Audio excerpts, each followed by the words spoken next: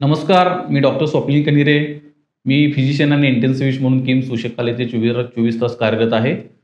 सध्या पावसाळा चालू झाला आहे आणि पावसाळ्यामध्ये साथीचे, तापाच्या रोगाचे प्रमाण वाढलेलं आहे. तर अशा परिस्थितीमध्ये लोकांच्याकडून सेल्फ मेडिकेशन करणे किंवा कोणताही ताप व्हायरल असेल असे म्हणून दुर्लक्ष करणे.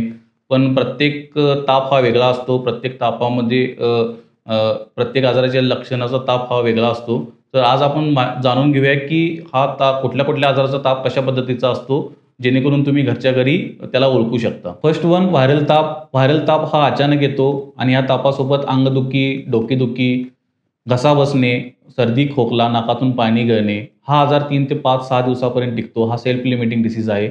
अशा आजारामध्ये विश्रांती घेणे, भरपूर पाणी पिणे आणि डॉक्टरांच्या सल्ल्यानुसार औषध घेणे. Second typhoid. टायफॉईडमध्ये ताप हा हळूहळू वाढतो, दिवसभर राहतो. याच्यामध्ये पोटाचे आजार, पोटात दुखणे, बद्धकोष्ठता, जुलाब लागणे, सततचा अशक्तपणा हा ह्या टायफॉईड आजाराची लक्षणं आहेत. याच्यामध्ये फक्त तापावरची गोळी घेऊन चालणार नाही, तर योग्य तपासणी गरजेची आहे आणि डॉक्टरांच्या सल्ल्यानुसार अँटिबायोटिकची आवश्यकता लागू शकते. Third one is dengue. डेंग्यूमध्ये अचानक ताप येणे, सांधेदुखी, स्नायूदुखी, पाठदुखी, डोकेदुखी, डोळ्याच्या मागे तीव्र वेदना होणे ही आजाराची लक्षणं आहेत. या आजारामध्ये प्लेटलेट कमी होऊ शकतात.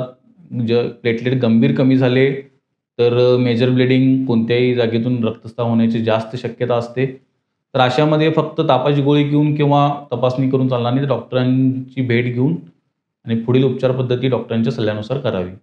कोणती लक्षणे सर्वात महत्त्वाची आहेत? ताप हा दीर्घकाळ टिकणे, वारंवार उलट्या होणे, 1-2 उलट्या नाही, रक्तस्राव होणे, श्वसन घेण्यासाठी त्रास होणे आणि चक्कर येणे, सेव्हिअर डिहायड्रेशन होणे ही लक्षणे सिरियस आहेत. अशा वेळी घरच्या घरी अंगावर आजार काढू नका, त्वरित डॉक्टरांचा सल्ला घ्या. वन इम्पॉर्टंट थिंग, फक्त लक्षणावरून डेंग्यू फीवर किंवा व्हायरल फीवर किंवा टायफॉईड या आजाराचे निदान होऊ शकत नाही. त्यासाठी तुम्हाला डॉक्टरांची भेट घ्यावी लागते, योग्य त्या तपासणी कराव्या लागतात. त्यानंतर पुढचं निदान आणि ट्रीटमेंट ही ठरत असते. घरात बसून कोणतेही सेल्फ मेडिकेशन, औषध, अँटिबायोटिक असे काही घेऊ नका. ताप हा जस्ट एक लक्षण आहे, हा आजार नाही आहे. त्यामुळे तुम्ही जास्त वेळ अंगावर काढू नका. पुढे जाऊन हा आजार गंभीर होऊ शकतो, गुंतागुंतीचा होऊ शकतो. त्यामुळे वेळीच काळजी घ्या. तुम्ही स्वतःची आणि तुमच्या कुटुंबाची काळजी घ्या. धन्यवाद.